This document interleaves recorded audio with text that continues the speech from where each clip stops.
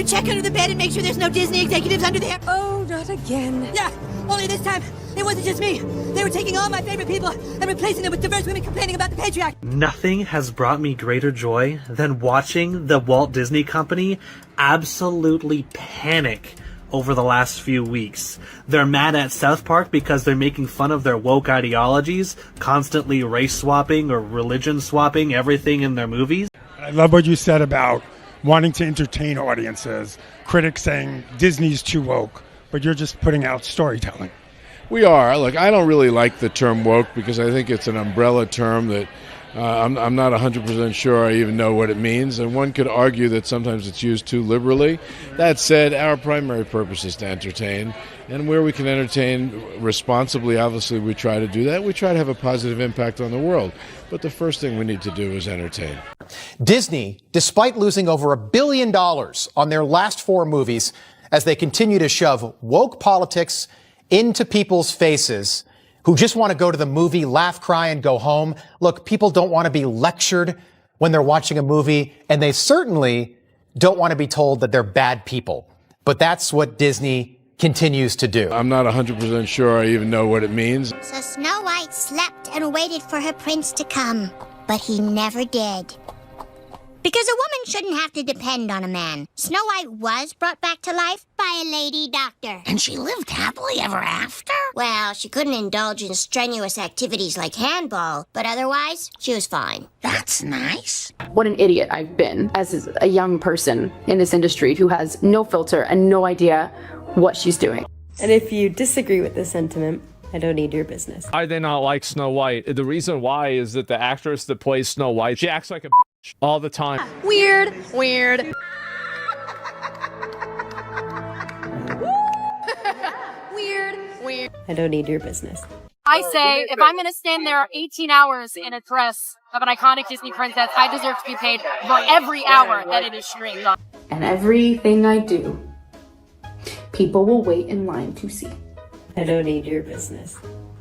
Thanks. Imagine waking up to discover that your childhood fairy tale princess has been dragged through a cultural wood chipper, repackaged as a lecturing life coach, and then served lukewarm at a multiplex emptier than a gluten-free bakery in Bavaria. That, in a nutshell, is Rachel Zegler's Snow White, Disney's latest attempt to sprinkle virtue-signaling fairy dust over a beloved classic and somehow still scream, "Why won't you peasants buy tickets?" The meltdown began the moment Zegler tossed a verbal hand grenade at the original story, casually labeling Prince Charming a stalker and assuring the world that the new Snow White wouldn't be dreaming about silly, outdated concepts like true love. Viewers who were just hoping for 7 dwarfs, a catchy song, and maybe a pie-baking montage instead got a TED Talk on systemic oppression delivered by a heroine who radiates all the warmth of a broken space heater. Blink twice if you expected. Rachel is literally the star of a Disney movie, and she acts like she's some sort of victim, and that's the sort of mentality that is just poisoning people's minds. Like, she acts like her life is so bad. Disney to learn from the Lightyear fiasco, because apparently corporate masochism is now a business model.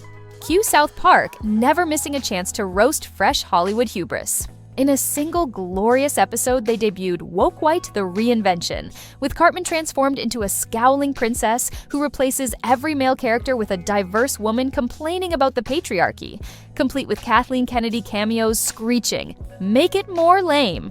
Disney executives reportedly squealed like piglets at a barbecue, demanding the satire be pulled and discovering, spoiler alert, that Trey Parker and Matt Stone answer cease and desist letters with fart jokes and renewed contracts. They're leaning in.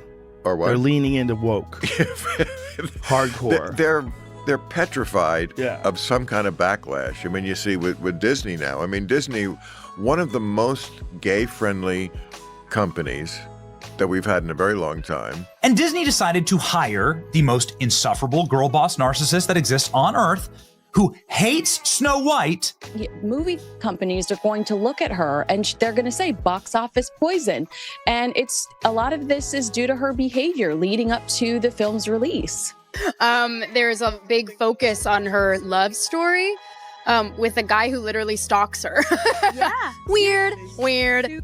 Meanwhile, Zegler's team tried to strong-arm Comedy Central into yanking the episode, proving that nothing screams female empowerment like begging a network to silence two middle-aged cartoon anarchists. Quick pulse check. If watching Disney threaten a cartoon makes you cackle harder than the evil queen, tap that like button so the algorithm knows there's still life in honest mockery.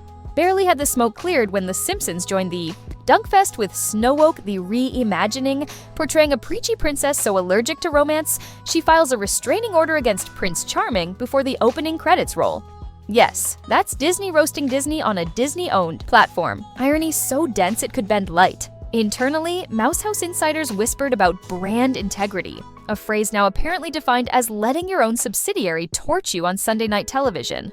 Outside the corporate bubble, ticket sales plummeted faster than Bob Iger's blood pressure, and merchandise meant to fly off shelves wound up discounted next to bargain bin Minions plushies. Somewhere in a warehouse sits a mountain of unsold Snow White popcorn buckets, glaring in silent judgment. Enter Joe, Rogan and Bill Maher, ideological frenemies united by sheer disbelief. Rogan ranted that Zegler's interviews felt like a masterclass in alienating half the country before the trailer even dropped, while Maher flashed a photo of 7 out-of-work little person actors to illustrate how progress sometimes means firing exactly the people you claim to protect. This is no ordinary apple, my dear. It's a magic wishing apple. A wishing apple? You offer it to me freely. In place of the patriarchy, you would have a queen! Not white, but diverse, inclusive, and equitable! I will become the leader I know I can be! All shall love me and despair! Oh, what has she done to you? Fear not, first love's kiss can break any curse. Their combined audience, millions strong, nodded, laughed, and asked the obvious. If you despise the source material and the audience, why on earth remake the story? But Hollywood logic now dictates that every classic must be rebuilt like a malfunctioning IKEA shelf. Remove the legs, tape on a moral lecture, and wonder why nobody wants to sit on it. The chaos was supposed to climax when the film finally hit. Theaters, but hit implies impact, and Snow White belly flopped so softly it barely registered. On opening weekend, photos surfaced of Rachel and a handful of loyal friends sitting in an auditorium emptier than Gwyneth Paltrow's ski slope apology. They tried to salvage the vibe by recording a TikTok of themselves chanting Zegler at the screen. Think birthday party where the clown cancels and dad still insists everyone sing. Afterwards, an awkward trip to the concession stand revealed more employees than customers. And yes, even the Snow White popcorn bucket looked embarrassed. Jack Black, Hollywood's unofficial truth serum, reportedly confronted Zegler behind the scenes, suggesting her interviews had detonated goodwill faster than you can say box office bomb. Insiders claim the exchange nudged her into therapy, which, if true, is the first time Tenacious D has indirectly funded mental health awareness. What would you say to those who are just kind of overly critiquing the film at this point? You've worked so hard on it. I'm getting on a hold on. Here. Hold on. All right. Congrats, Rachel. Not to be outdone, Gal Gadot caught strays when pundits pointed out her evil queen was less wicked, monarch, and more faint echo of Wonder Woman stuck in a fragrance commercial. Together, their chemistry allegedly reached cardboard cutout levels, prompting one executive to hiss, "We spent $200 million for a Hallmark villain and a protagonist who hates fairy tales." Disney's crisis team tried every PR band-aid in the corporate medicine cabinet. They reshuffled trailers, triple-checked Zegler's social media, and staged forced smile interviews where she reassured everyone that, yes, children would still enjoy the film, provided they enjoyed being lectured on intersectionality during story time. Meanwhile, leaked set photos of the replacement magical creatures, read CGI extras from an abandoned Narnia sequel, sent the internet into convulsions. Little person actors, robbed of the 7 juiciest roles of their careers, blasted. Disney for progressive discrimination, which sounds like satire, yet here we are. Somewhere Peter Dinklage is popping popcorn. Ironically, one of the few snack foods Snow White merchandise could not sell. She is crapping on the original production. I was scared of it. Oh, it was so weird. It was a stalker. Like, I feel like if you are taking on the most iconic Disney role ever, genuinely, like this was the most prolific Disney film, I feel like you should kind of have some sort of reverence. As the box office numbers dropped, 40-something million against a production and marketing budget well north of 200 million, Disney shareholders discovered a unique form of horror, realizing the world's most powerful entertainment brand may have forgotten how to entertain. Analysts predicted layoffs, restructuring, and creative course corrections, code for let's reboot Cinderella with a nihilistic twist and hope no one notices. Backstage, mid-level producers quietly ordered unmarked crates of antacids, while interns were tasked with scouring YouTube comments for any sign of actual enthusiasm. Spoiler, they found more love for Morbius. South Park, never content with one roundhouse kick, followed up by selling limited edition Make It More Lame t-shirts, while The Simpsons slipped in another jab about Disney Plus turning into Home of the Lecture and the price hike. Memes multiplied. Snow Woke posters with Rotten Tomatoes scores lower than Arctic temperatures, Prince-free kids storybooks subtitled No Man Needed, batteries sold separately, and a viral clip of Cartman wearing mouse ears screaming, "Respect my diversity authorita." The louder Disney shouted progress, the more the internet replied, progress toward what exactly? Bankruptcy? This is their policies coming back to bite them. They went woke. Yeah. She went out and said stuff woke that was going to hurt the film. They couldn't come out and go against her because then you're going after somebody for saying what you say you believe. Midway through this dumpster fire, Disney lawyers reportedly drafted stern letters to parody channels, inadvertently gifting them free content.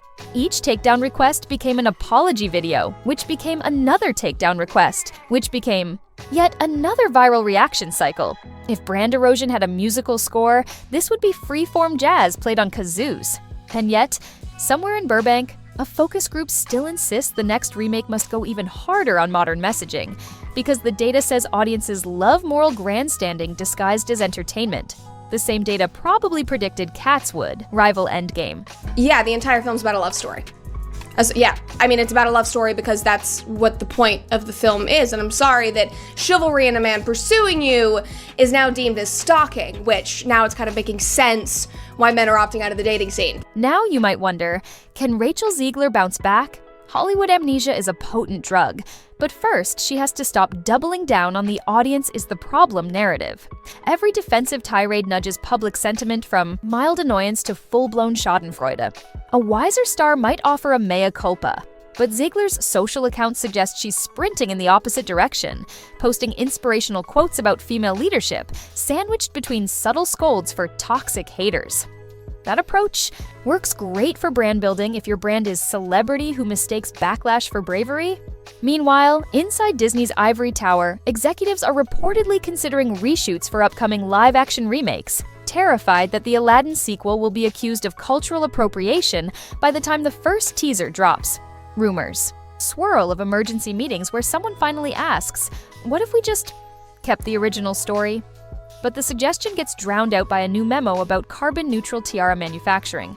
Those who grew up on classic Disney magic can only watch, popcorn in hand, as the company waffles between nostalgia and moral panic like a lost tourist juggling overpriced churros.